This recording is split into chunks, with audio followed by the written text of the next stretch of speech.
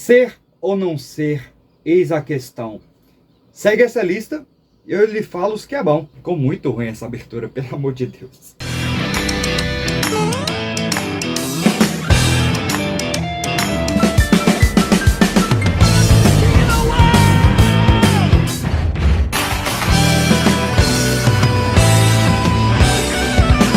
Pipoca de Pedra.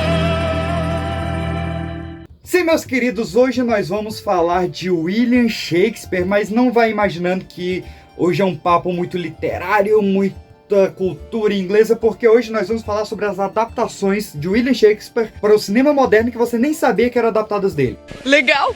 Tá, o Shakespeare, como vocês já devem saber, foi o maior dramaturgo da história da literatura e muita gente nem sabe que ele escrevia peças, né? Muita gente acha que as histórias dele eram livros, mas na verdade eram peças. Elas foram adaptadas várias vezes para o teatro e algumas vezes também para o cinema, e algumas vezes elas eram tão imortais, tão simples, tão viscerais, que pegavam apenas o cerne da trama, alguns personagens, adaptavam alguns diálogos e criavam uma história completamente diferente, incluindo os filmes que você mais ama e nem sabe. Então eu vou começar aqui, eu vou falar 10 filmes hoje que são adaptados de Shakespeare e você nem sabia, e vou trazer também alguns clássicos aí, porque você sabe que todo top 10 aqui no Pipoca de Pedra tem muito mais que 10 filmes. Bem, se você quiser saber sobre a história do Shakespeare, tem vários filmes. Tem o terrível Shakespeare Apaixonado, que roubou nosso Oscar do Central do Brasil. Tem o Anonymous, que é um bem legal, baseado... Será que tá aqui o livro? Não, mas tá passando a capa aqui. Do Bernard Cornwell. E recentemente teve o A Pura Verdade também, do Kenneth Branagh, contando um pouco da história do Shakespeare. Mas a verdade é que pouca gente acredita até que ele existiu, né? Muita gente acha que, na verdade, eram vários escritores que assinavam como ele, por conta da caligrafia, por conta da retórica que mudava um pouco, e até porque um plebeu não poderia saber tanto sobre a realeza quanto ele sabia nas peças. Mas enfim... As peças dele foram adaptadas, inclusive, eu quero começar citando aqui rapidamente, antes da gente entrar no top 10, o diálogo de Opaió, baseado em O Mercador de Veneza, que é genial. What's his reason? I am a Jew! Hath not a Jew eyes? Hath not a Jew hands? Organs? Dimensions? Senses? Affections? Passions? Fed with the same food? Hurt with the same weapons? Subject to the same diseases, healed by the same means, warmed and cooled by the same winter and summer as a Christian is. Eu sou negro sim, mas por um acaso negro não tem olhos, boca, hein? Negro não tem mão, não tem pau, não tem sentido, boca, hein? Não come da mesma comida, não sofre das mesmas doenças, boca, hein? Não precisa dos mesmos remédios. Quando a gente sua, não sua o corpo, tal qual um branco, boca, hein? Quando vocês dão porrada na gente, a gente não sangue igual, meu irmão, hein? E agora a gente entra realmente na lista em si. A primeira peça que eu quero falar hoje é Tempestade, que curiosamente é a última peça do Shakespeare, mas acredito que foi uma das primeiras que foi adaptada de forma diferente. A Tempestade lá em 1956 foi adaptada para O Paraíso Perdido, onde, velho, houve uma ideia... É uma genial, porque pegaram essa peça do Shakespeare, onde um rei que perdeu todas as suas posses por conta de um golpe de poder, ele atrai outro monarca para as suas terras, para que ele case com a sua filha, ele recupere esse poder, e adaptaram isso de uma forma de ficção científica, onde as terras na verdade eram planetas, essas viagens de navio na verdade eram viagens de foguete, e isso em 1956 com O Paraíso Perdido, que é um clássico absoluto do cinema, e que pouca gente sabia que era baseado em Shakespeare, até porque Tempestade não está entre as peças mais famosas do dramaturgo. E se hoje você nunca ouviu falar nem de Tempestade, nem de Paraíso Perdido, saiba que no Paraíso Perdido tem um robô chamado Robbie, que ele ficou tão famoso na época que ele começou a aparecer em vários outros filmes e outras séries, inclusive Além da Imaginação, na Twilight Zone. E além desse filme, claro, a Tempestade ela foi adaptada também a um filme muito famoso recentemente, que é o Ex Machina, que traz também essa relação de poder absoluto, de conhecimento absoluto, de você atrair pessoas por conta disso, toda essa questão de ganância, né? O plot central não tá ali, mas todas as questões dos personagens, a construção e a ambição dos personagens estão ali em Ex Machina. E se você quiser saber qual a trama original de A Tempestade, lógico, leia, mas também você pode ver o filme de 2010 chamado A Tempestade, que teve ali a Ellen Mirren, que é bastante fiel à peça original. Seguindo, eu quero já ir para a peça mais famosa de William Shakespeare e falar de Amor Sublime Amor.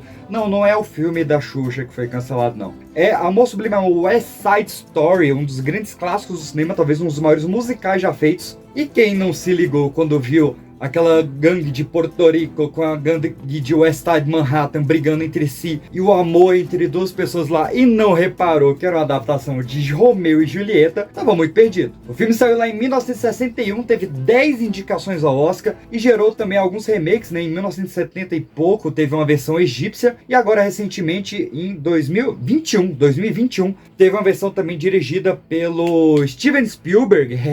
Teve aí essa versão para corrigir, né, porque o de 61 tinha muita coisa errada, mas é a base principal ali do Romeu e Julieta, de dois casais de famílias, né, nesse caso que é adaptado para gangues diferentes. E até essa história de Romeu e Julieta vir de gangues diferentes já tinha sido adaptada ali em 96, acho que é 96, com o Romeu mais Julieta ali com o Leonardo DiCaprio, que também é bem legal. E claro, né, Romeu e Julieta já foi adaptado em Turma da Mônica, já foi adaptado em Rei Leão 2. Tem vários que adaptam fielmente. O meu preferido é o de 1963, se não me engano, que é o que também ganhou Oscar. Eu amo aquele filme e tal.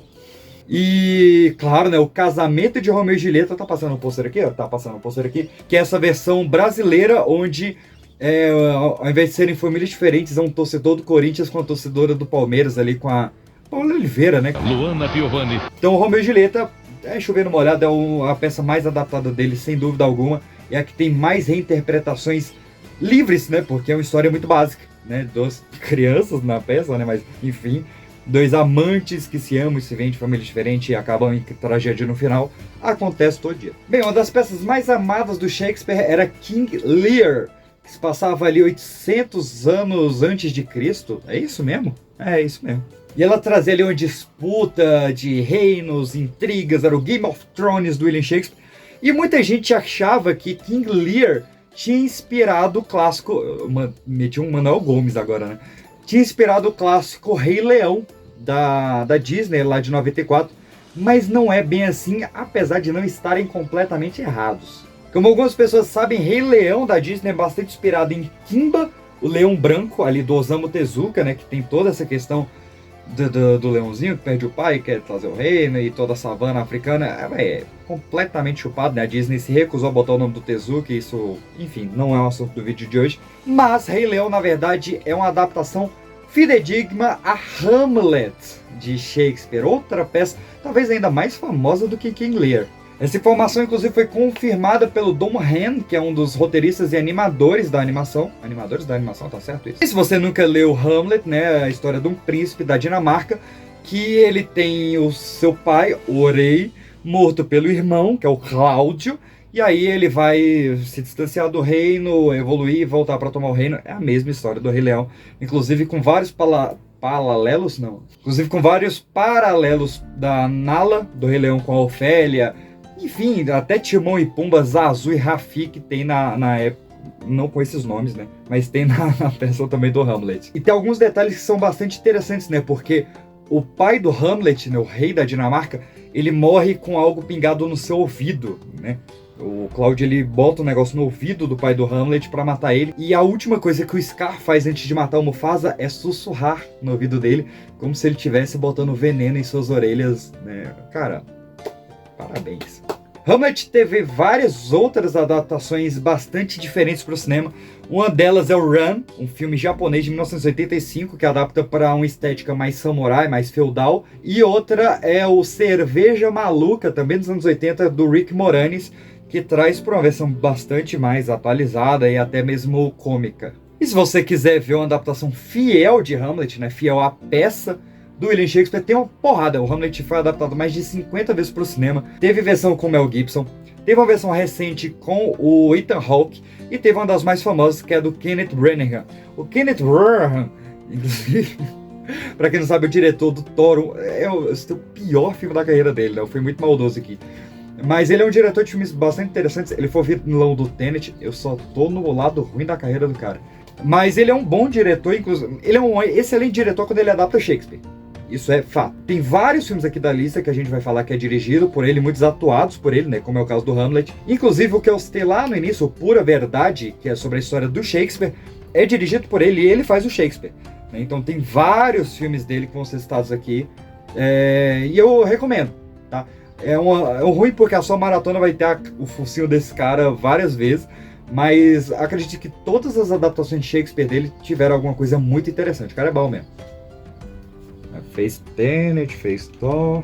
Bem, vamos agora para Garotos de Programa, um filme que, se você cresceu assim como eu na Sessão da Tarde, você com certeza esbarrou em ele em algum momento. É um clássico do River Phoenix com Keanu Reeves, né? Ele é um filme bastante histórico, porque ele foi um dos primeiros filmes de temática queer feitos na história, né? Então até hoje ele é bastante reverenciado pela cultura LGBTQIA+.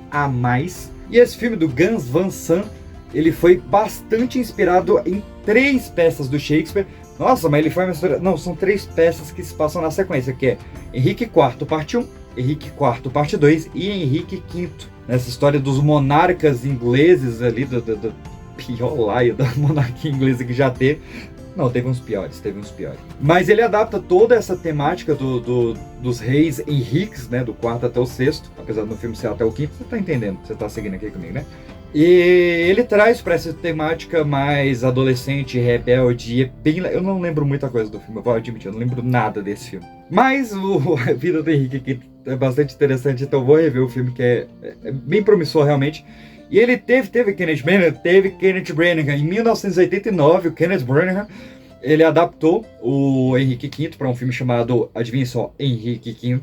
E agora, recentemente, em 2019, a Netflix também adaptou com o Timothée Chalamet, é assim o nome dele mesmo, e o Robert Pattinson no filme O Rei. Esse é bem legal.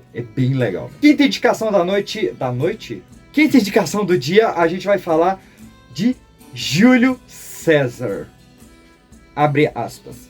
Por que César deve pisar como um grande gigante, enquanto o resto de nós tenta não ser esmagado sob seus pés grandes? Quem disse isso foi Gretchen em Meninas Malvadas. Até troquei de camisa aqui para falar deste grande clássico. Regina George é o meu grande Júlio César para sempre, assim como Cade é o meu Cassius e Gretchen é o meu Brutus.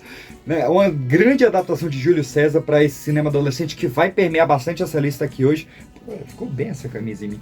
Mas Meninas Malvadas, apesar de ser um dos meus filmes favoritos da vida, não é o filme que eu queria trazer aqui hoje. Eu quero trazer um filme muito inusitado. Mas fica a dica do Meninas Malvadas. Se você não viu, pelo amor de Deus, veja. Os paralelos com o Júlio César de Shakespeare são sensacionais. Eu quero trazer um filme muito inusitado, que é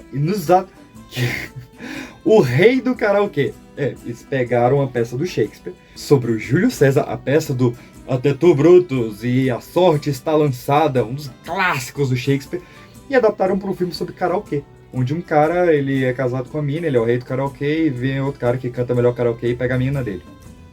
Tá citado. E se você quiser ver a adaptação fiel da peça do Júlio César do Shakespeare, tem alguns clássicos ali entre os anos 50 e 60, né? Eu não sei se você gosta muito de filme antigo, mas é onde foi melhor adaptado. Ah, mas tem Roma, da HBO. Eu quero falar de Charlton Heston e Marlon Brando. São os 2 grandes Júlio Césares ali do cinema. Vá nesses 2 que você vai entender realmente o que Shakespeare quis falar desse grande rei, não imperador. Imperador é só o Adriano. Sexta indicação, vamos falar de Sonhos de uma Noite de Verão, os delírios de um sonho de uma noite de verão, como diria Fernando Collor de Mello. Isso é uma mentira, é uma pantomima, uma patuscada. É outra fantasia, é um devaneio, é um sonho de uma noite de verão.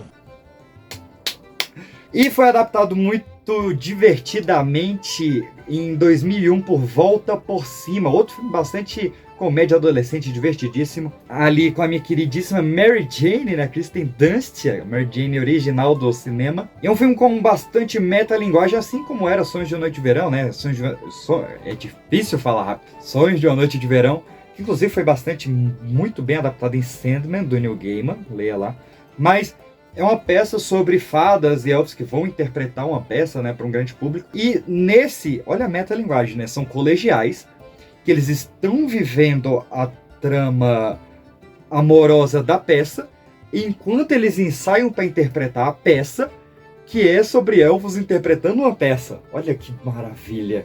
É para dar um nó na cabeça, para tu tomar 500 ml de dipirona no final do filme. Divertidíssimo, e Os Sonhos de uma Noite de Verão, se falar devagarzinho vai, foi muito bem adaptado em 1999, o maior ano da história do cinema, em um filme bastante estrelado, inclusive com Michelle Pfeiffer, não Pfizer, mas Pfeiffer, e o jovem Christian Bale, né, antes de pirar e virar o Christian Bale. Sétimo filme, vamos para um dos meus favoritos, cara, eu diria até, inclusive, o meu favorito dessa lista, apesar de eu estar com a camisa, né, do Meninas Malvadas, que eu amo de paixão, a Regina George para sempre. Eu queria muito um Cobra Kai da Regina George, mas enfim, eu quero falar de Megera Domada, uma peça que havia sido bastante relegada do Shakespeare na época que ele montava as peças, mas que foi uma das melhores adaptadas para o cinema. E toda essa... porque é uma peça extremamente machista também, do Petrúquio e da Caterina, do homem que conserta a mulher para os seus moldes. É uma peça erradíssima, assim. Mas que ela foi adaptada, ó, peguei até uma listinha aqui.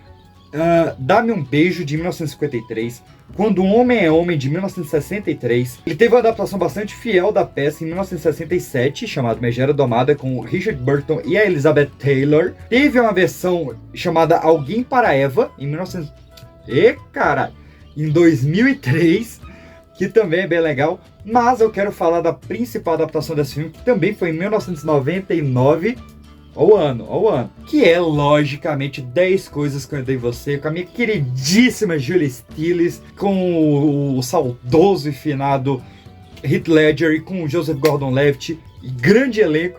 É um filme perfeito, é um filme maravilhoso, tá aqui em algum lugar, mas enfim.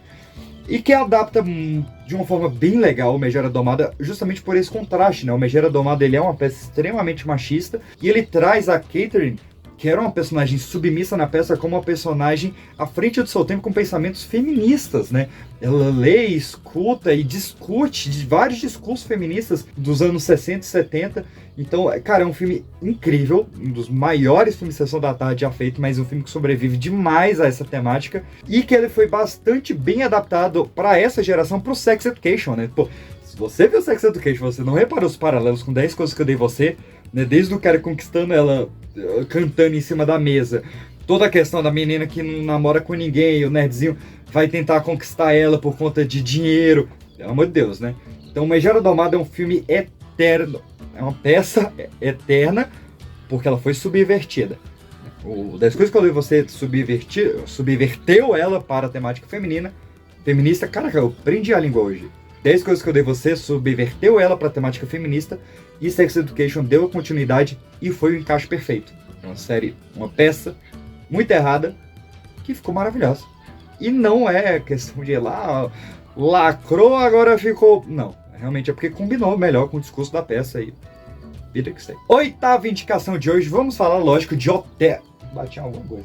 Vamos falar de Otelo, né, uma das mais famosas do Shakespeare também, e que teve um filme, como é que é o nome do filme? Jogo de Intrigas, é porque lá fora, nos Estados Unidos, o nome do filme é O, né, é só a letra O mesmo. E aqui no Brasil, como ficaria muito esquisito, chamaram de Jogo de Intrigas. E era um filme que era pra ter saído também em 1999, e também com a Julia Stiles, né, a nossa Kate lá do 10 Coisas que Eu Dei Você, ia protagonizar 2 filmes do Shakespeare no mesmo ano, mas era um filme de temática escolar um pouco violento, e na época teve os ataques de Columbine, né, então, você não sabe, vai ler, pelo amor de Deus, não tô aqui pra explicar isso não. E teve os ataques de Columbine, então o filme foi adiado, só foi sair em 2001. 2001, Estados Unidos estava tranquilíssimo. E aqui toda essa história de intrigas e traições e racismo, né? O Shakespeare discutia bastante racismo na peça do Otelo, do Mouro de Veneza, Otelo. Aqui é bastante bem adaptada para uma questão colegial, de basquete, de namoricos e... Cara, é bem legal. Eles transformam o Otelo em Odin nesse filme, né? O nome do cara, não no deus nórdico, o nome do cara é Odin. E é bastante interessante, cara, bastante interessante mesmo, ainda mais pra gente, que a gente teve a nossa grande adaptação de Otelo, que foi Dom Casmurro, né? Dom Casmurro, ele traz muita coisa do Otelo, inclusive, pra quem já leu Machado de Assis, tem um momento em que o personagem central, o Bentinho, ele vai assistir uma peça do Otelo, e toda a questão da traição na peça do Otelo que vai fazer ele desconfiar da traição da Capitu, e isso tá bastante intrínseco aqui no Jogo de Intrigas também, né? E, como eu disse, Otelo teve algumas adaptações bastante fiéis. Teve do Kenneth Branagh, 95. Teve do Laurence Olivier com a Meg Smith, né? Nossa eterna professora... Como é que é o nome da professora? Professora do Harry Potter lá, pô. Ih, rapaz. McGonagall, né? McGonagall, né? Enfim, professora do Harry Potter. Tá lá nesse filme também de 65. E, lógico, a mais famosa do Otelo é a do Orson Welles, de 1951, que foi um filme tão grandioso, tão revolucionário, que tem até filme sobre o filme, né? Tem um filme que é Orson Welles filma Otelo. E, claro, se Dom Casmurro é baseado em Otelo, toda adaptação de Dom Casmurro também é uma adaptação de Otelo. Então fica essa grande lista aí. Eu falei que iam ser mais de 10 filmes. Penúltimo filme, nona peça aqui do Shakespeare, vamos para uma história que é bastante facilmente adaptada, que é a da 12ª Noite. Contextualizando rapidamente, na época em que o Shakespeare escrevia suas peças, não podiam ter mulheres no teatro. Então, não assistindo era bem restrito, né? Mas não podia estar atuando. Então, as personagens femininas eram feitas por homens vestidos de mulher. Imagina a dificuldade que foi isso quando o Shakespeare lança a 12ª Noite, onde a personagem principal é uma mulher que se veste de homem para entrar, enfim, na nobreza masculina. E é uma história como essa, bastante genérica, bastante universal, bastante cosmopolita, seria, claro, muito bem adaptada por Channing Tatum e Amanda Burns no filme que eu adoro, cara, que eu vi muitas vezes quando criança, que é Ela é o Cara, e que traz essa menina que ela queria jogar futebol, mas não deixava porque ela ser menina, e ela se veste de homem pra poder jogar futebol. Mas qual o problema desse filme? Eu gosto muito desse filme, mas o problema é que ele é um remake e ele meio que não reverencia o original e deixou o original meio esquecido, né? Nesse filme ele joga um futebol, o que pra gente é futebol mesmo, bolinha, o pé, não dá pra ver meu pé aqui, não sei porque eu chutei. Mas o original é a peça do Shakespeare, lógico. Mas a primeira adaptação para essa temática da peça foi quase igual aos outros. Ali de 1985 também passou muito na sessão da tarde, no cinema em casa, onde era uma menina jornalista que ela quer investigar algumas coisas ali também do futebol colegial, e ela se veste de homem para jogar, e é futebol americano, né, Lucas? Então teve essa, quase igual aos outros, de 1985, que inspirou Ela é o Cara, de 2006, ambas inspiradas em 12ª Noite do Shakespeare, que teve adaptação fiel? Teve. Para vários países, teve uma adaptação indiana, teve egípcia, teve russa, vários dessas peças do Shakespeare, inclusive, teve grandes filmes russos, alguns soviéticos, alguns russos, né, vamos. E em 1996 teve um que eu gosto muito com a Helena Bonham Carter e o Richard Grant. Bem legal, cara. Você imagina, dependendo da sua idade, ou quase igual aos outros, ou Ela é o Cara, interpretado pela Helena Bonham Carter na Idade Média. Muito legal. E chegamos finalmente à 10ª peça, que é o motivo desse vídeo, porque recentemente uma peça do Shakespeare foi adaptada de forma muito bem feita e que tá bem famosa, bem querida, e pouca gente sabe que é uma peça do Shakespeare. Estou falando de Todos Menos Você, o novo filme aí da Sydney Sweeney, da queridíssima Sydney Sweeney, de Euforia e de Madame Teia, com o Glen Powell, que saiu no finalzinho dos anos, né? No finalzinho do ano passado, em 2023. Acho que ainda tá, sei lá, no cinema, não sei onde é que tá esse filme. Mas é um filme bem legal que adapta a peça Muito Barulho por Nada, uma das peças mais legais do Shakespeare, com certeza. E que traz toda essa história de um casal que quer meio que fazer outro casal se juntar, e esse casal vai fingir ser um casal para enganar outro casal. Toda essa história está no Muito Barulho por Nada do Shakespeare, uma das grandes peças do Shakespeare. Não vou entrar no mérito porque é um filme muito recente, né? Então pode ser que você não tenha visto ainda. E as surpresas do filme valem muito a pena, né? Todas essas viradas de roteiro que tem na peça original valem muito a pena você ter primeiramente no filme. E fica aqui a diquíssima. Tá, teve em 2012 uma adaptação do Muito Barulho por Nada. É outro nome ou é o mesmo nome? Não é o mesmo nome. Do Joss Whedon, do... Eu não queria falar escroto, porque vai que cai o vídeo por conta dessa palavra. Mas... da má pessoa de Joss Whedon, né? Que foi o diretor de Vingadores 1 e 2, de Buffy, aquela coisa toda. E você sabe o que ele faz, né? Teve essa versão dele em 2012, mas eu quero falar da versão boa. Adivinha de quem? É lógico que é do Kenneth Branagh, né, pô? 1993, olha o elenco que esse miserável juntou. Emma Thompson, Robert Sean Leonard, Denzel Washington, Michael Keaton, Keanu Reeves, Kate Beckinsale, só pra começar. Então tem esse filme, Muito Barulho por Nada, de 1993, do Kenneth Branagh, que traz esse grande elenco e adapta a mesma história que o Todos Menos Você adapta. Então se você gostou desse filme, vá atrás do original, vá atrás das peças do Shakespeare, né? Viva o teatro, viva o William Shakespeare, mas claro, viva o Teatro Nacional, que é muito melhor. Eu fico por aqui, recomende o que mais você quer ver, o Destrinchando Listas aqui. Eu fico por aqui, um beijo, tchau!